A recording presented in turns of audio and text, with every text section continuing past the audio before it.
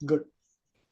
So மூன்றாவது குறள், படை கொண்டார் நெஞ்சம் போல் நன்று ஊக்காது ஒன்றன் உடல் சுவை உண்டார் மனம்.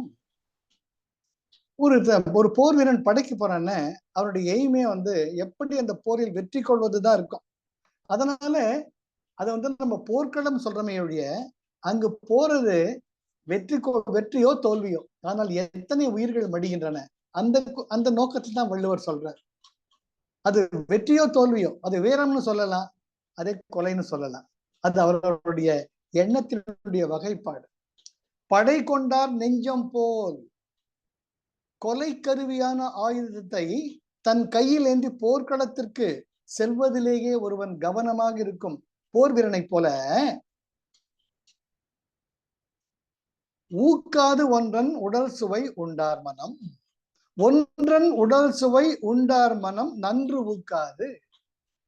அன்வயப்படுத்துறச்சே, ஒன்றன் உடல் சுவை உண்டார் மனம் நன்று ஊக்காது.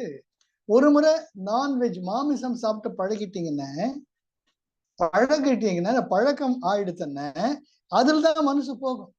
உங்களுக்கு எவ்வளவு கருணை செயல்கள் செஞ்சா கூட ஒன்றன் உடல் சுவை, திருவள்ளுவர் எப்படி அந்த காலத்துல இருந்திருக்கு, நான் தான் யோசிச்சு பார்ப்பேன், ஒண்ணு புதுசு கிடையாது, அப்படிதான் இருக்கேன்னுட்டு. ஒன்றன் உடல் சுவை உண்டார் மனம், ஓ இது ரொம்ப டேஸ்டியா இருக்கு அப்படின்னு டேஸ்ட் பண்ணி பழகிட்டீன்னு நன்று ஊக்காது. நன்றி என்றால் கருணை செயல், கருணை செயலை பத்தி கவலைப்படாது.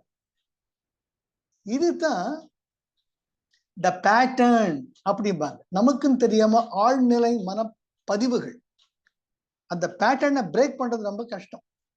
எந்த ஒரு வழக்கத்தையும் 48 நாள் சேர்ந்து செஞ்சிட்டீங்கன்னா தட் பிகம்ஸ் யுவர் பேட்டர்ன். அதுல இருந்து வர்றதுக்கு ரொம்பவுமே தைரியம் வேணும், முக்கியமா பிராணாயாமம் வேணும், சுய கட்டுப்பாடு. அதுதான் திருவள்ளுவர் சொல்றார், பாவி மகனே அதுல முதல்ல அவாய்ட் பண்ணேன்டா, அது வேண்டாம் வேண்டாம் தானே சொல்றாங்க, அது ஏன்டா தின்னு தொலைக்கிறேன். இப்ப பாரு, யார் உன்னை சுத்தப்படுத்துறது, எவ்வளவு கழிவுகளை ஏத்திக்கிட்டு இருக்க தெரியுமா, உன்னை என்ன பண்றதுன்னு எனக்கு தெரியல அப்படின்னு தலை அடிச்சுக்கிறார் திருவள்ளுவர். படை கொண்டார் நெஞ்சம் போல் நன்று ஊக்காது ஒன்றன் உடல் சுவை உண்டார் மனம்.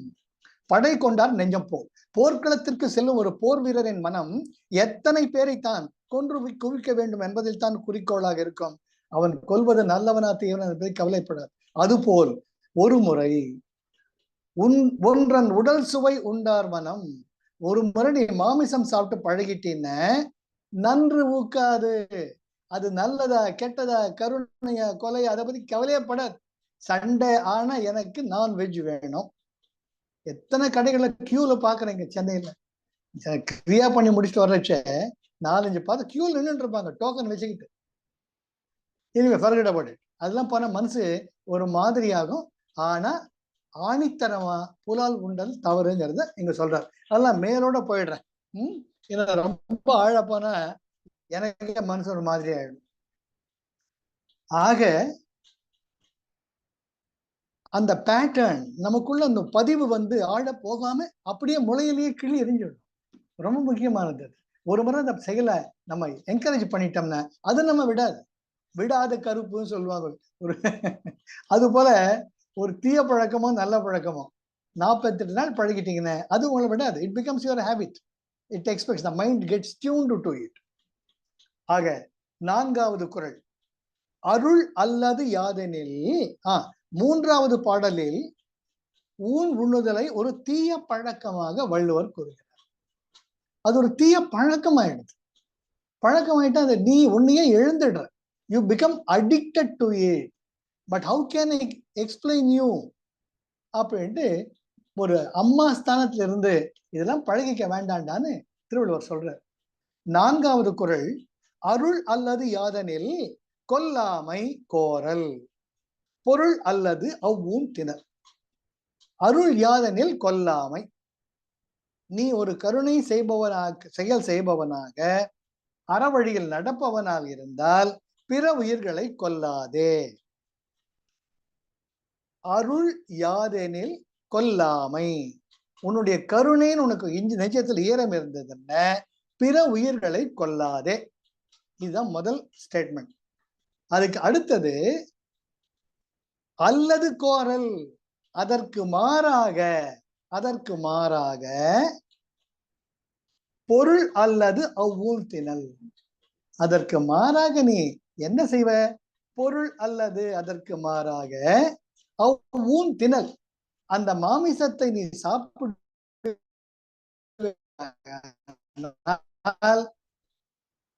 கருணை என்பது உனக்கு ஒன்றுமே தெரியும்.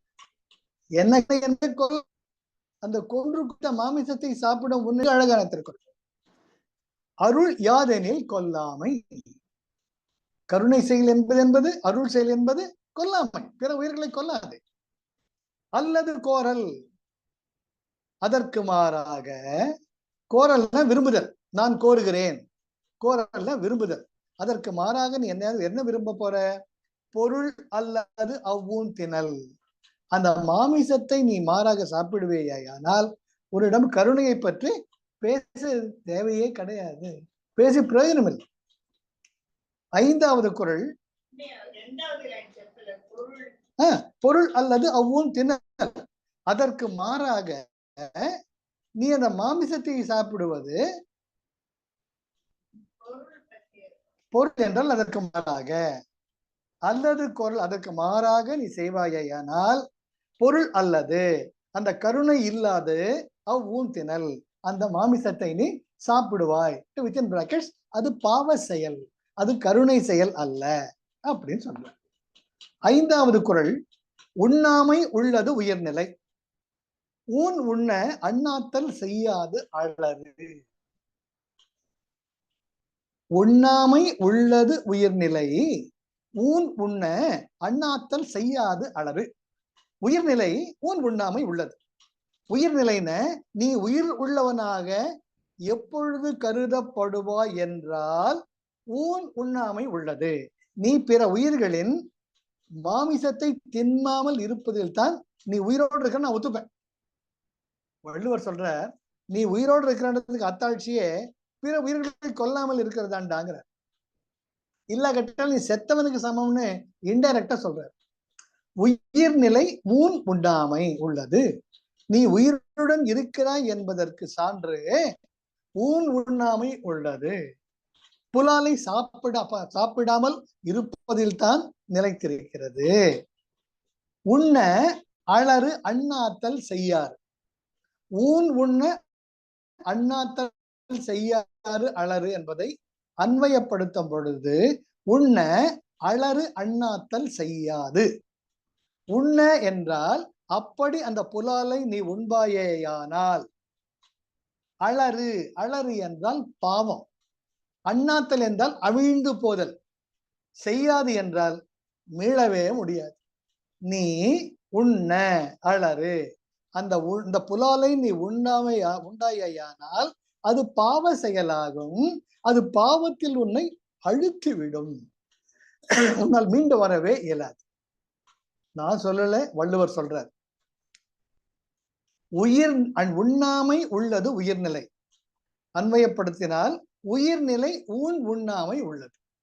நீ உயிரோடு இருக்கிறேங்கிறதுக்கு சாட்சியே நீ புலாலை மறுத்து சாத்விகமான வாழ்க்கை வாழ்ந்தால்தான் நீ உயிருடன் இருக்கக்கூடிய மனிதனுக்கு சமமாவாய். ஊன் உண்ண அண்ணாத்தல் செய்யாது அழறு, உண்ண அதற்கு மாறாக நீ புலாலை புசிப்பாயானால் அழறு, அது பாவம். அது என்ன பண்ணும்? அண்ணாத்தல் செய்யாது, உன்னை நரகத்தில் அழுத்திவிடும். செய்யாது, மீண்டு வரவே முடியாத அளவிற்கு உன்னை பாவத்தில் ஆழ்த்திவிடும். அப்படின்ட்டு இந்த 4-5 பாடல்களில் ஊன் உண்பது மிகவும் பாவமான ஒரு செயல் என்று கூறப்பட்டது. 6வது குறள், திணல் பொருட்டு கொல்லாது உலகு எனின் விலை பொருட்டு ஊன் தருவார் இல்ல. Sir, as simple as that. நீ திங்கிறதுனால தான் ஏன் கசாப்பு கடைக்காரன் வச்சிருக்கான்? நீ தின்ன வருதுன்னா கசாப்பு கடைக்காரன் வைக்கிறான். நீ கள்ளு குடிக்கிறது, நீ குடிக்கிறதா இருந்தாலும் கள்ளு கடை வச்சிருக்கான். நான் குடிக்க மாட்டேன்றது ஏன் கள்ளு கடை வைக்கிறேன்? அது எப்படி ஒண்ணு, அதுக்கு ரொம்ப அழகா இருக்கு. திணல் பொருட்டு கொல்லாது உலகு, நான் சாப்பிடுவதற்கு மாமிசம் வேண்டும் என்று இந்த உலகத்தில் உள்ள மக்கள் கேட்காமல் இருப்பார்களேயானால், if they don't demand. விலை பொருட்டு ஊன் தருவாரில். அந்த மாமிசத்தை விற்பதற்கு அங்க யாருமே இருக்க மாட்டாங்க.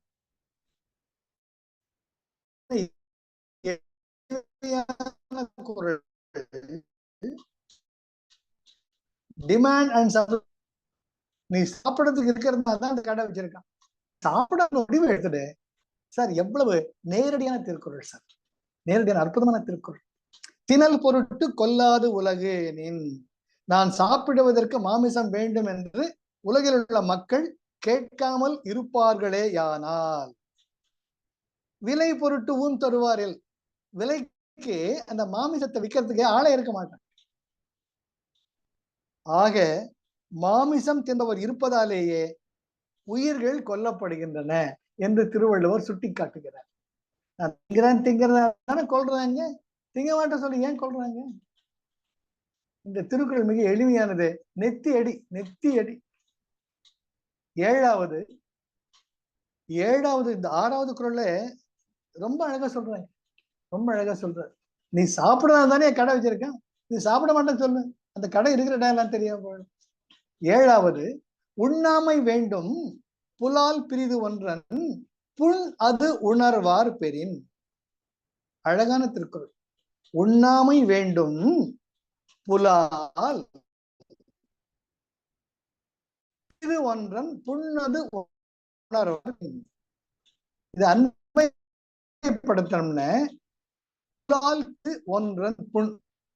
புல்மிசம் என்பது உயிரின் உடலில் காயம் சார். இதை விட எளிமையா யாரும் சொல்ல மாட்டாங்க. உயிரை வந்து புண் தானே, காயம் தானே, காயம் தானே.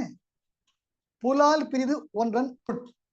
மாமிசம் என்பது மற்றொரு உயிரின் உடலில் ஏற்பட்ட காயத்தால் வருவதாகும். அது உணர்வார் பெறின் உண்ணாமை வேண்டும். அப்ப வெற்றச்ச வலிக்கும் அந்த உணர்வு உனக்கு வந்துடுத்துன நீ மாமிசத்தை சாப்பிடக்கூடாது. எப்படி எல்லாம் ஒரு அட்வொகேட் ஆர்கியூ பண்ற மாதிரி விதவிதமா திருவள்ளுவர் சொல்லி பாக்குறாரு பாருங்க. ஒரு உயிரை வெற்றப்ப அது காயம் ஏற்படுது, அதுக்கு வலிக்கும். அந்த காயத்துல வர மாம்சத்தை நீ சாப்பிடுற, அப்போ அந்த காயம் வலி ஏற்பட அப்ப சாப்பிடாத. நீ சாப்பிடாத வெட்டா அந்த காயம் ஏற்படுது, அந்த காயத்துல வர மாம்சத்தை நீ சாப்பிடுற. உண்ணாமை வேண்டும் புலால் பிரிது ஒன்றன் புண் அது உணர்வார் பெறின். புண் அது, புலால் பிரிது ஒன்றன் புண். ஒரு உயிரில் ஏற்பட்ட காயம்தான், அந்த புண் தான் அந்த மாமிசம். அது உணர்வார் பெறின் உண்ணாமை வேண்டும். அந்த தன்மையை ஒருவர் உணர்ந்து கொண்டு மாமிசம் உண்ணக்கூடாது. இந்த 7வது பாடலில் புலால் உண்டலின் இழிவு கூறப்பட்டது. எவ்வளவு கேவலமானவன்டா நீ, எவ்வளவு கேவலம். ஒருத்தர் உயிரை வதச்சி அதே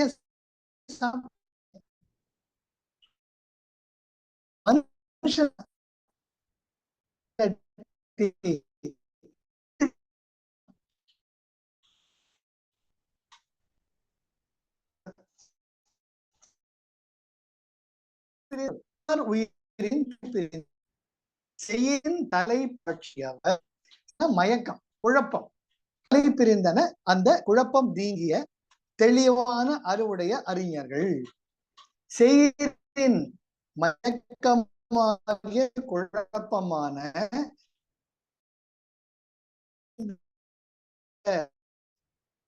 அதிலிருந்து நிலையில் ஆராய்ந்து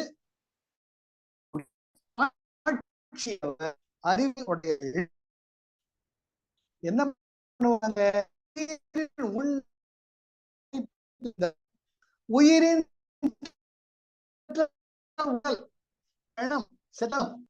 ஊன் உண்ணார். அது செத்து போன பெணான்னு ஒரு நிமிஷம் நினைச்சு பார்த்தீங்கன்னா